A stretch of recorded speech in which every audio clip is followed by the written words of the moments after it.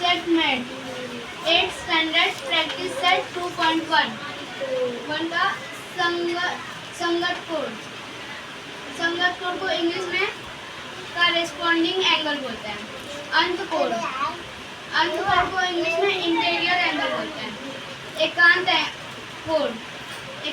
कोण को इंग्लिश में अल्टरनेट एंगल बोलते हैं। जैसे फर्स्ट हम संगत कोण देखते हैं। संगत कोण का 4 रूल होता है।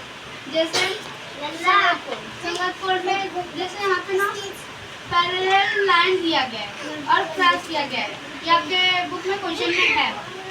और ये जो एबीसीडी लिखा है वो आप अपनी मर्जी से भी लिख सकते हैं। जैसे कि यहाँ पे ए लिखा है तो ए के बराबरी का ही रहेगा। जैसे ए ये ऊपर साइड है और इस साइड है, तो ऐसे इसमें क्या है आर है।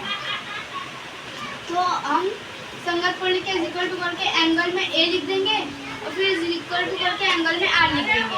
अब सेकंड वाला लिखते हैं संगत कोण। इसके बगल में क्या है बी है, तो बी के बराबर पे क्या है एस, बी और एस। तो एंगल में B is equal to angle में एस। थर्ड देखेंगे डी है, डी के लाइन में कौन सा है टी, वैसे ही लिख देंगे। अब जैसे यहाँ पे सी के लाइन में कौन सा है जी है, तो हम लिख देंगे। अब संगत कोण मीन्स कॉरेस्पॉन्डिंग एंगल का तो हो गया। अब अंत कोण का देखेंगे, जैसे हम लोग इंग्लिश में इंटीरियर एंगल बोलते हैं। जैसे यहाँ पे इसका 2 रूल होता है। जैसे कि इंटीरियर एंगल में का अंत मतलब इसमें सिर्फ अंदर का ही आता है। जैसे कि हम यहाँ पे लाइन खींच देते हैं तो यहाँ पे हम लोग को सिर्फ अंदर का मिलेगा। जैसे फर्स्ट अंदर का ही सिर्फ देखेंगे, या बाहर का इस से नहीं देखेंगे। जैसे ये डी का है, डी का क्या हो रहा है हमारा आर हो रहा है, तो हमने D is equal to R लिखा है। अब सेकंड क्या है अंत कोण का सी का क्या हो रहा है हमारा एस हो रहा है। अंत कोण हो गया।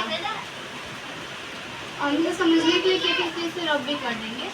अब हमें बचा है एकांत कोण, जिसे हम लोग इंग्लिश में अल्टरनेट एंगल बोलते हैं।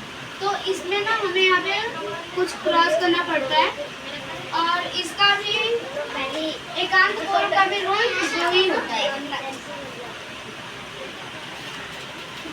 जैसे कि इसमें क्या है, इसमें हम लोग को क्रॉस में लिखना पड़ता है, इसलिए हमने यहाँ पे क्रॉस कर दिया है। जैसे यहाँ पे है डी, इस वाले लाइन में है डी और इसमें ये एस, तो इसलिए यहाँ पे फर्स्ट है डी और एस, एंगल में डी और एंगल में एस।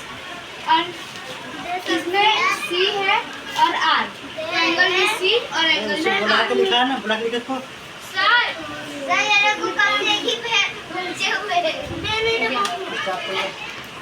अच्छे से